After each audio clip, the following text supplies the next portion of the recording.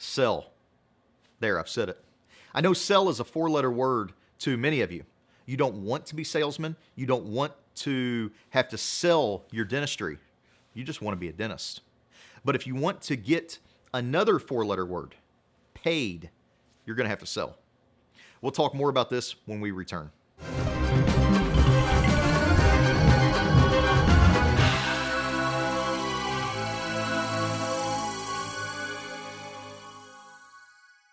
Welcome to Friday, July 11th.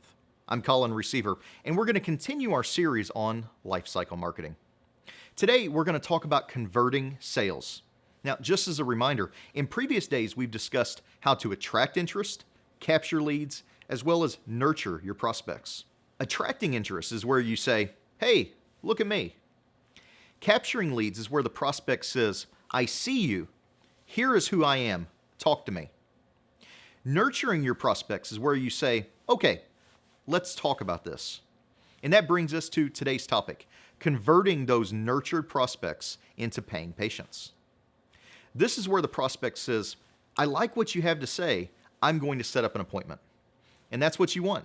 Appointments, butts in chairs, hands in mouths, however you want to look at it. Here's where it gets very individualized because each dentist has his or her own goals and objectives. Are you a big case, large case practice where you only want implant and cosmetic cases? Are you a general dentist who does everything from fillings to Botox? What services you sell and how you sell them could be entirely different from the dentist down the road. But you have an obligation to tell someone who is unhappy with his or her dentistry or their smile, all of their options, not just the ones they ask you about or the ones that you think they can afford.